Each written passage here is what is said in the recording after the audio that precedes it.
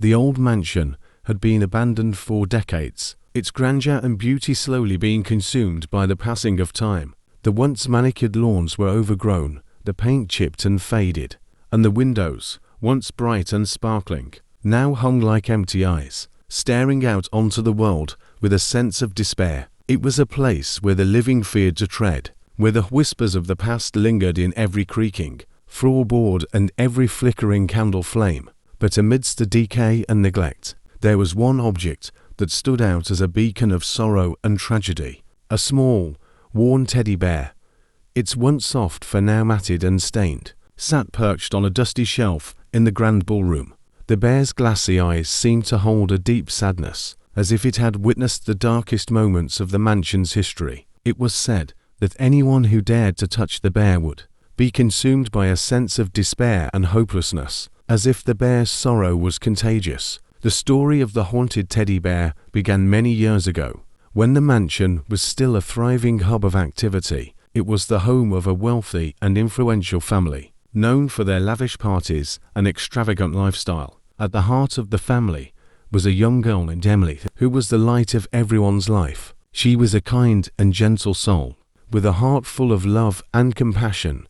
Emily's parents, however, were a different story. They were cold and distant, more concerned with their social standing and wealth than with the well-being of their daughter. They pushed Emily to be a perfect little lady, to conform to the societal norms of the time, and to never show any signs of weakness or emotion. Emily, however, was a free spirit, and she longed for the freedom to be herself. One day, Emily's parents brought home a small, worn teddy bear as a gift. It was an old, faded bear, with a worn and matted fur. But Emily was immediately drawn to it. She named the bear Mr. Whiskers and took it everywhere with her, using it as a confidant and a source of comfort. As the years passed, Emily grew closer and closer to Mr. Whiskers, and the bear became a symbol of her rebellion against her parents' strict rules.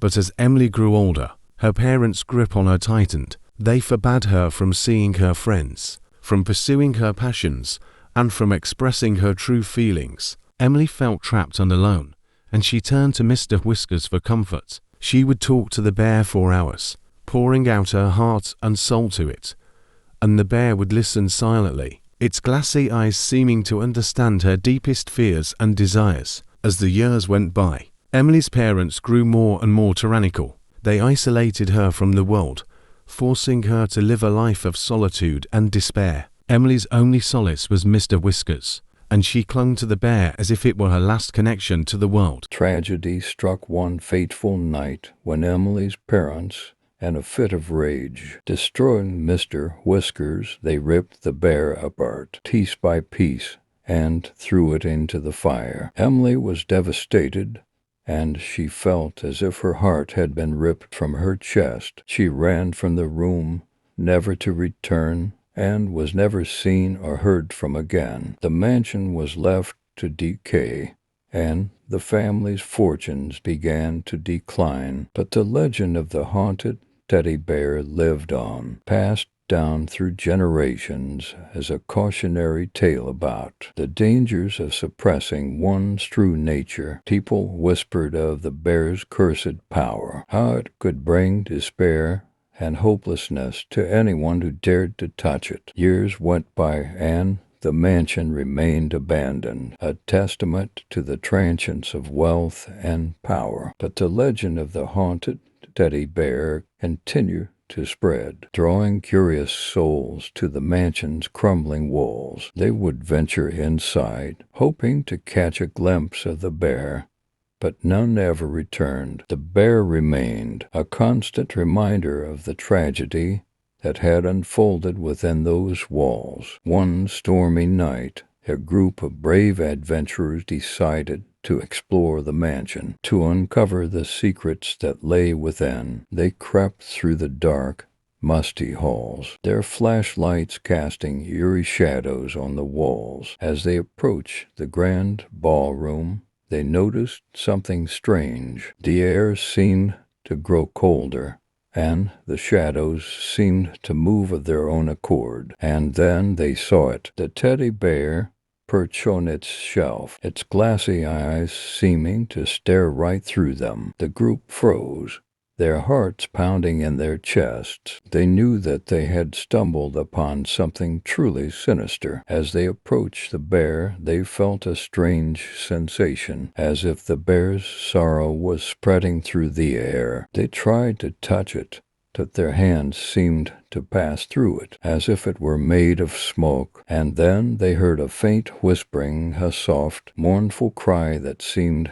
to come from the bear itself. The group knew that they had to leave, but they couldn't tear their eyes away from the bear. They felt a deep sense of sadness and despair, as if they were being consumed by the bear's sorrow. And then they saw it, a figure, a young girl with a kind face and a gentle soul, standing just behind the bear. It was Emily, the girl who had once lived in the mansion, and who had been consumed by her parents' cruelty.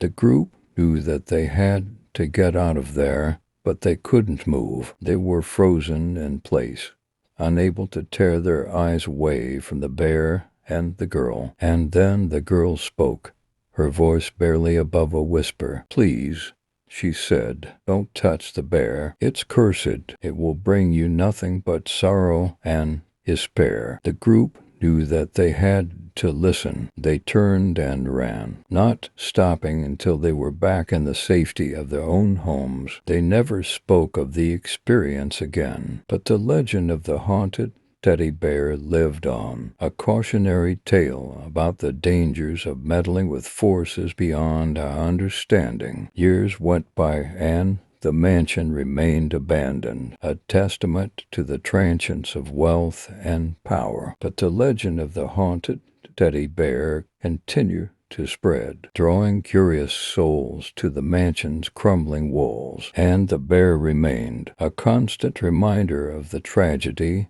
that had unfolded within those walls, a symbol of the devastating consequences of suppressing one's true nature.